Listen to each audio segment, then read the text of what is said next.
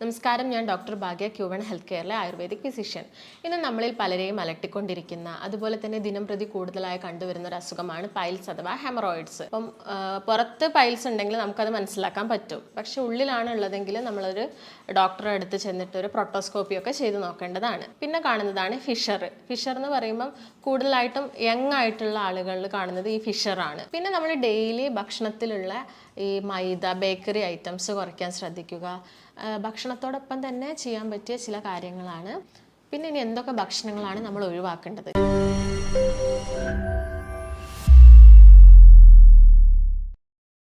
നമസ്കാരം, ഞാൻ ഡോക്ടർ ഭാഗ്യ, ക്യൂവൺ health കെയറിലെ ayurvedic physician. ഇന്ന് നമ്മളിൽ പലരെയും അലട്ടിക്കൊണ്ടിരിക്കുന്ന, അതുപോലെ തന്നെ ദിനം പ്രതി കൂടുതലായി കണ്ടുവരുന്ന ഒരു അസുഖമാണ് പൈൽസ് അഥവാ ഹെമറോയിഡ്സ്. അത് നമ്മളിൽ പലരും പുറത്ത് പറയാൻ മടിക്കുന്നു. അതുപോലെ തന്നെ വേണ്ടത്ര ചികിത്സ എടുക്കാനൊക്കെ വൈകിക്കാറുണ്ട്. ഇത് കാരണം ചില ആളുകളിൽ ഇത് കൂടുതൽ കോംപ്ലിക്കേഷൻസ് ഉണ്ടാക്കാറുണ്ട്. അപ്പോൾ എന്താണ് പൈൽസ് എന്ന് നമുക്കൊന്ന് നോക്കാം. നമ്മുടെ മലാശയത്തിലുള്ള സിരകൾക്കുണ്ടാകുന്ന വീക്കത്തിനെയാണ് നമ്മൾ പൈൽസ് അഥവാ ഹെമറോയിഡ്സ് എന്ന് പറയുന്നത്. പിന്നെ നമ്മളെല്ലാവരിലുള്ളൊരു കോമൺ തെറ്റിദ്ധാരണയാണ് ഈ മലാശയത്തിൽ അല്ലെങ്കിൽ മലദ്വാരത്തിന് ചുറ്റും വരുന്ന എല്ലാ അസുഖവും പൈൽസ് ആണെന്ന്. അതങ്ങനെയല്ല. അത് മെയിൻലി മൂന്നായിട്ടുണ്ട്. ഒന്ന് പൈൽസ്, ഒന്ന് ഫിഷർ, ഒന്ന് ഫിസ്റ്റുല. അപ്പോൾ പൈൽസ് എങ്ങനെയാണ് വരുന്നതെന്ന് നമുക്ക് നോക്കാം. ഈ മലദ്വാരത്തിന് ചുറ്റുമുള്ള അല്ലെങ്കിൽ ഉള്ളിലുള്ള സിരകൾക്ക് ഉണ്ടാകുന്ന വീക്കത്തിനെയാണ് നമ്മൾ പൈൽസ് എന്ന് പറയുന്നത്. അത് ഉള്ളിലോ പുറത്തോ കാണാം. ഉള്ളിലുള്ളതിനെ ഇൻറ്റേർണൽ പൈൽസ് എന്നും പുറത്ത് കാണുന്നതിന് എക്സ്റ്റേണൽ പൈൽസ് എന്നൊക്കെ പറയുന്നു. അപ്പം പുറത്ത് പൈൽസ് ഉണ്ടെങ്കിൽ നമുക്കത് മനസ്സിലാക്കാൻ പറ്റും. പക്ഷെ ഉള്ളിലാണ് ഉള്ളതെങ്കിൽ നമ്മളൊരു ഡോക്ടറെ അടുത്ത് ചെന്നിട്ട് ഒരു പ്രൊട്ടോസ്കോപ്പി ഒക്കെ ചെയ്ത് നോക്കേണ്ടതാണ്. പിന്നെ കാണുന്നതാണ് ഫിഷർ. ഫിഷർ എന്ന് പറയുമ്പം കൂടുതലായിട്ടും യങ് ആയിട്ടുള്ള ആളുകളിൽ കാണുന്നത് ഈ ഫിഷറാണ്. ഇതിനുള്ള മെയിൻ കാരണം കോൺസ്റ്റിപ്പേഷനാണ്. കോൺസ്റ്റിപ്പേഷൻ അഥവാ മലബന്ധം കാരണം നമ്മുടെ മലദ്വാരത്തിന് ചുറ്റുമുള്ള തൊലിക്ക് ഉണ്ടാകുന്ന ഒരു പൊട്ടലാണ് ഈ ഫിഷർ എന്ന് പറയുന്നത്. പിന്നുള്ളത് ഫിസ്റ്റുല. ഫിസ്റ്റുല എന്ന് പറയുന്നത് മലദ്വാരത്തിന് പുറത്തായിട്ട് ഒരു ദ്വാരം ഉണ്ടാവുക. വേറൊരു ഓപ്പണിംഗ് കൂടി ഉണ്ടാവും. അതൊരു ട്യൂബ് പോലെയായിട്ടാണ് കാണുന്നത്. ഈ കേസിൽ കൂടുതൽ പസ് ഡിസ്ചാർജ് ഉണ്ടാവും. അതുപോലെ ഭയങ്കര വേദനയൊക്കെ ഉണ്ടാവും. ഇതിങ്ങനെ ഇടയ്ക്കിടയ്ക്ക് ആളുകളിൽ വരാറുണ്ട്. ഒരു ഫസ്റ്റ് എപ്പിസോഡ് കഴിഞ്ഞ് അതെല്ലാം മാറി പിന്നെ കുറച്ച് കഴിഞ്ഞ് അത് വീണ്ടും ഒരു നെക്സ്റ്റ് എപ്പിസോഡ് ഉണ്ടാവാനുള്ള ചാൻസ് കൂടുതലാണ്. ഇനി എന്തൊക്കെ കാരണങ്ങൾ കൊണ്ടാണ് പൈൽസ് അഥവാ ഹെമറോയിഡ്സ് ഉണ്ടാവുന്നതെന്ന് നമുക്ക് നോക്കാം. ആദ്യത്തേതും ഇമ്പോർട്ടൻറ്റും ആയിട്ടുള്ളൊരു കോസാണ് മലബന്ധം അഥവാ കോൺസ്റ്റിപ്പേഷൻ.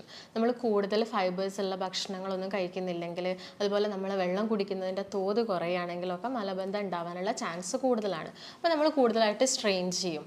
അപ്പം ഇത് പൈൽസിന് കോസ് ചെയ്യും, അല്ലെങ്കിൽ ഫിഷേഴ്സൊക്കെ ഉണ്ടാക്കും.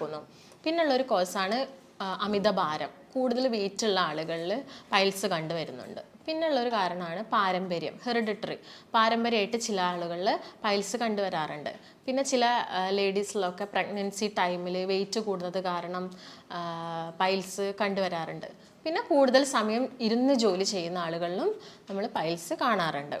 അപ്പോൾ ഇതൊക്കെയാണ് മെയിൻ കോസസ്. ഇനി പൈൽസ് വരുന്ന ആളുകളിൽ കാണിക്കുന്ന ലക്ഷണങ്ങൾ നമ്മൾ മെയിനായിട്ട് 4 ഗ്രേഡുകളായിട്ടാണ് ഡിവൈഡ് ചെയ്തിരിക്കുന്നത്. അതിൽ ഗ്രേഡ് 1 എന്ന് പറയുന്നത് മലം പോകുന്നതിനോടൊപ്പം നമ്മൾ മലദ്വാരത്തിൽ നല്ല വേദന, നീറ്റൽ, അതുപോലെ തന്നെ ബ്ലീഡിംഗ് ഒക്കെ കാണുകയാണെങ്കിൽ നമ്മളതിനെ ഗ്രേഡ് 1 ഉൾപ്പെടുത്തും.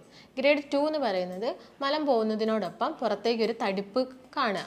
മലം പോയതിന് ശേഷം അത് വീണ്ടും ഉള്ളിലേക്ക് പോകുന്നൊരവസ്ഥ. ഇതാണ് ഗ്രേഡ് 2 എന്ന് പറയുന്നത്. ഗ്രേഡ് 3 എന്ന് പറയുന്നത് മലം പോകുന്നതിനോടൊപ്പം തടിപ്പ് പുറത്തേക്ക് വരുന്നു, നമ്മളത് കൈകൊണ്ട് ഉള്ളിലോട്ടാക്കുന്നൊരവസ്ഥ. ഇതാണ് ഗ്രേഡ് 3. ഗ്രേഡ് 4 എന്ന് പറയുന്നത് നമ്മളിപ്പം ടോയ്ലറ്റിൽ പോയാലും ഇല്ലെങ്കിലൊക്കെ എപ്പോഴും ആ ഒരു തടിപ്പ് പുറത്തുണ്ടാവുന്നു. ഇതാണ് ഗ്രേഡ് 4. അപ്പം മെയിനായിട്ടും ലക്ഷണങ്ങളൊക്കെ 4 ഗ്രേഡായിട്ടാണ് പറയുന്നത്. ഇനി നമ്മൾ ശ്രദ്ധിക്കേണ്ട കാര്യങ്ങൾ എന്തൊക്കെയാണെന്ന് നോക്കാം. പൈൽസ് വന്ന ഒരാൾ ശ്രദ്ധിക്കേണ്ട കാര്യങ്ങൾ. 90% ആളുകളിൽ പൈൽസിൽ സർജറി ചെയ്തിട്ടും ഇത് വീണ്ടും കണ്ടുവരുന്നുണ്ട്. അപ്പോൾ നമ്മൾ മെയിനായിട്ട് നമ്മളെ ഡയറ്റിലുള്ള ചേഞ്ചസ് ഒക്കെ ചെയ്താൽ മതി. അപ്പോൾ എന്തൊക്കെ കാര്യങ്ങൾ ശ്രദ്ധിക്കണം? ആദ്യം തന്നെ നമ്മൾ കോസ് പറഞ്ഞു, കാരണം പറഞ്ഞു. ആദ്യത്തെ കാരണം മലബന്ധമാണെന്ന് പറഞ്ഞു. അപ്പോൾ അത് കുറയ്ക്കാൻ വേണ്ടി നമ്മൾ കൂടുതലായിട്ടും വെള്ളം കുടിക്കുക. ഒരു ദിവസം 8 മുതൽ 10 ഗ്ലാസ് വെള്ളം കുടിക്കുക. അതുപോലെ ധാരാളം ഫൈബേഴ്സ് ഉള്ള ഭക്ഷണങ്ങൾ, പച്ചക്കറികളൊക്കെ കൂടുതലായിട്ട് കഴിക്കുക, ഇലക്കറികൾ കൂടുതലായിട്ട് കഴിക്കുക. പിന്നെ ശ്രദ്ധിക്കേണ്ട ഒരു കാര്യം എന്ന് പറയുന്നത് ചവച്ചരച്ച് കഴിക്കാൻ നോക്കുക. ഭക്ഷണം ചവച്ചരച്ച് കഴിക്കുക. അപ്പോൾ പെട്ടെന്നുള്ള ഡൈജഷനും അതുപോലെ തന്നെ പെട്ടെന്ന് തന്നെ നമുക്ക് ടോയ്ലറ്റിലൊക്കെ പോകുന്നത് ഈസി ആയിട്ടൊക്കെ മാറും. അത്രയും കാര്യങ്ങൾ ശ്രദ്ധിച്ചാൽ നമുക്ക് മലബന്ധം കുറയ്ക്കാൻ പറ്റും. അതുപോലെ ശ്രദ്ധിക്കേണ്ടത് കൂടുതൽ സമയം ഇരുന്ന് ജോലി ചെയ്യുന്ന ആളുകളൊക്കെ ആണെങ്കിൽ കുറച്ച് സമയം നിൽക്കാനും അതുപോലെ നടക്കാനും ഒക്കെ നോക്കുക. അമിത ഭാരമുള്ള ആളുകളാണെങ്കിൽ വെയിറ്റ് കുറയ്ക്കുക, അല്ലെങ്കിൽ ഈ പ്രഷർ നമ്മുടെ വെയിൻസിൽ കൂടുതൽ പ്രഷർ ഉണ്ടാക്കും. അതാണ് ശ്രദ്ധിക്കേണ്ടത്. പിന്നെ നമ്മൾ ഡെയിലി ഭക്ഷണത്തിലുള്ള ഈ മൈദ ബേക്കറി ഐറ്റംസ് കുറയ്ക്കാൻ ശ്രദ്ധിക്കുക. അതുപോലെ തന്നെ നോൺ വെജസ് അല്ലെങ്കിൽ റെഡ് മീറ്റ്സ് കൂടുതലായിട്ട് കഴിക്കുന്ന ബീഫ്, പോർക്ക്, മട്ടൻ, അതുപോലെ ചിക്കൻ കൂടുതലായിട്ട് കഴിക്കുന്ന ആളുകൾക്ക് അത് കുറച്ച് കുറയ്ക്കാൻ ശ്രദ്ധിക്കുക. അതുപോലെ തന്നെ ഇമ്പോർട്ടൻ്റ് ആണ് ഈ നേന്ത്രപ്പഴം സ്ഥിരം കഴിക്കുന്ന ആളുകളിൽ കോൺസ്റ്റിപ്പേഷൻ കണ്ടുവരാറുണ്ട്. അപ്പം ആഴ്ചയിൽ ഒരു 3 ദിവസം, അതുപോലെ മുട്ട കഴിക്കുന്നവരിൽ കോൺസ്റ്റിപ്പേഷൻ കണ്ടുവരുന്നു. ഇതൊക്കെ ആഴ്ചയിൽ ഒരു 3 ദിവസം കഴിക്കാൻ നോക്കുക. അതുപോലെ തന്നെ ശ്രദ്ധിക്കേണ്ട ഒരു കാര്യമാണ് കോഫി. ഈ കോഫി കുടിക്കുന്ന ആളുകളിൽ കോൺസ്റ്റിപ്പേഷൻ ഉണ്ടാവാറുണ്ട്. അപ്പം കോഫി കുടിക്കുന്നതൊക്കെ മാക്സിമം കുറച്ച് കൊണ്ടുവരിക. ഇതൊക്കെയാണ് നമ്മൾ കൂടുതലായിട്ടും ശ്രദ്ധിക്കേണ്ട കുറച്ച് കാര്യങ്ങൾ. ഇനി എന്തൊക്കെ കാര്യങ്ങൾ നമുക്ക് ഭക്ഷണത്തിൽ ഉൾപ്പെടുത്താമെന്ന് നോക്കാം. അത് മെയിനായിട്ട് നമ്മൾ പറഞ്ഞ കാരണം മലബന്ധമാണെന്ന് നമ്മൾ പറഞ്ഞു കഴിഞ്ഞു. അപ്പോൾ മലബന്ധം കുറയ്ക്കാൻ വേണ്ടിയിട്ട് നമുക്ക് കൂടുതലായിട്ട് നമ്മൾ സാലഡ്സ് യൂസ് ചെയ്യുക. ഭക്ഷണത്തിന് മുമ്പൊക്കെ കുറച്ച് സാലഡ്സ് കഴിക്കുന്നത് വളരെ നല്ലതായിരിക്കും. അതുപോലെ തവിടുള്ള അരി കൊണ്ടുള്ള ഭക്ഷണം കൂടുതലായിട്ട് കഴിക്കാൻ ശ്രദ്ധിക്കുക. നമ്മൾ വൈറ്റ് റൈസിൻ്റെ ഉപയോഗം കുറച്ചിട്ട് തവിടുള്ള അരി കൂടുതലായിട്ട് യൂസ് ചെയ്യാൻ നോക്കുക. അതുപോലെ തന്നെ നമ്മൾ നാട്ടിലൊക്കെ കിട്ടുന്ന ഒരു സാധനമാണ് ചേന എന്ന് പറയുന്നത്. ചേനയുടെ കൂടെ കൂടുതൽ ചെറിയുള്ളിയും അതുപോലെ തന്നെ വല്യുള്ളിയും ഒക്കെ മിക്സ് ചെയ്ത് കഴിക്കുന്നത് പൈൽസിന് നല്ലതാണ്. ഇപ്പോൾ ചേന പോലെ തന്നെ ഇമ്പോർട്ടൻ്റ് ആണ് ഈ കാട്ടുചേന. പക്ഷേ നമ്മളെ നാട്ടിലൊക്കെ കിട്ടുന്ന അവൈലബിലിറ്റി കുറവായതുകൊണ്ടാണ് ചേന യൂസ് ചെയ്യാൻ പറയുന്നത്. പിന്നെ ചെയ്യേണ്ട ഒരു കാര്യം എന്ന് പറയുന്നത് വെള്ളം കുടിക്കുന്നത്. ഒരു ദിവസം 2.5 മുതൽ 3 ലിറ്റർ വരെ വെള്ളം കുടിക്കുക. പിന്നെ അത് മോരായാലും പ്രശ്നമില്ല, നോർമൽ പ്ലെയിൻ വാട്ടർ തന്നെ കുടിക്കണം എന്ന് നിർബന്ധമില്ല. മോരും വെള്ളമോ കരിക്കും വെള്ളമോ അങ്ങനെ എന്തെങ്കിലും കൂടുതലായിട്ട് കുടിക്കാൻ ശ്രദ്ധിക്കുക. പിന്നെ നോക്കേണ്ട ഒരു കാര്യം എന്ന് പറയുന്നത് കൂടുതലായിട്ട് ഇലക്കറികൾ നമ്മുടെ ഭക്ഷണത്തിൽ മോഷൻ ഈസി ആക്കാൻ സഹായിക്കുന്ന ഒരു സാധനമാണ്. ഇലക്കറികൾ കൂടുതലായിട്ട് മുരിങ്ങയില, ചീരയില, തൈതാമയില അതൊക്കെ നമ്മുടെ നാട്ടിൽ കിട്ടുന്ന ഇലക്കറികളാണ്. അപ്പോൾ അതൊക്കെ കൂടുതലായിട്ട് യൂസ് ചെയ്യുക. അതോടൊപ്പം തന്നെ ചെയ്യേണ്ട ഒരു കാര്യം ഇഞ്ചിയുടെ നീരും അതുപോലെ തന്നെ തേനും കൂടി മിക്സ് ചെയ്ത് കഴിക്കുന്നത് നല്ലതാണ്. ഈ പൈൽസൊക്കെ ഉള്ള ആളുകൾക്കത് നല്ലൊരു മെഡിസിനാണ്. പിന്നെ അത്തിപ്പഴം കൂടുതലായിട്ട് കഴിക്കാൻ നോക്കുക. അതുപോലെ അത്തിപ്പഴം ജ്യൂസ് അടിച്ചൊക്കെ കഴിക്കുന്നത് നല്ലതാണ്. ഫ്രൂട്ട്സ് കഴിക്കുമ്പം ജ്യൂസ് അടിക്കുന്നതിലും കൂടുതൽ നല്ലത് അത് കട്ട് ചെയ്ത് കഴിക്കുന്നതാണ്.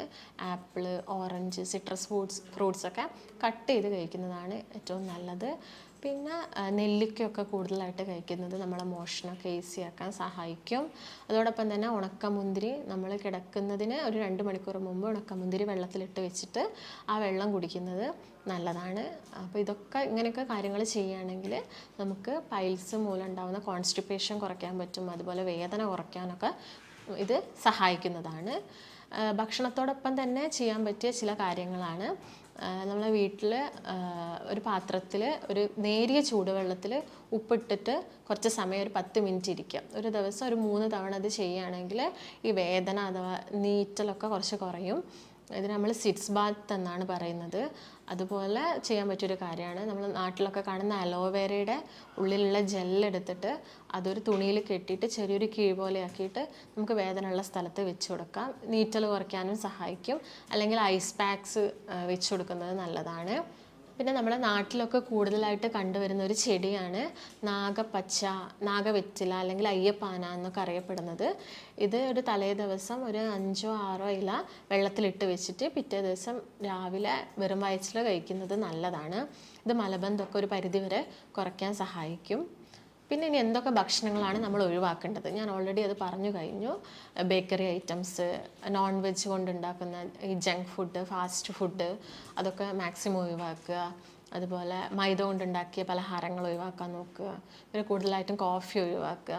ഇതൊക്കെ നമ്മൾ ശ്രദ്ധിക്കുകയാണെങ്കിൽ നമുക്ക് പൈൽസ് മൂലം ഉണ്ടാകുന്ന ബുദ്ധിമുട്ടുകളൊക്കെ ഒരു പരിധി വരെ തന്നെ മെഡിസിൻ ഒന്നും കഴിക്കാതെ അല്ലെങ്കിൽ സർജറി ഒന്നും ചെയ്യാതെ തന്നെ കുറയ്ക്കാൻ സാധിക്കുന്നതാണ്. പൈൽസ് എന്ന അസുഖമായിട്ട് ബന്ധപ്പെട്ട് നിങ്ങൾക്ക് എന്തെങ്കിലും സംശയം ഉണ്ടെങ്കിൽ താഴെ കാണുന്ന നമ്പറുമായിട്ട് ബന്ധപ്പെടുക. ഇനി നല്ലൊരു വീഡിയോ ആയിട്ട് നമുക്ക് വീണ്ടും കാണാം. നന്ദി.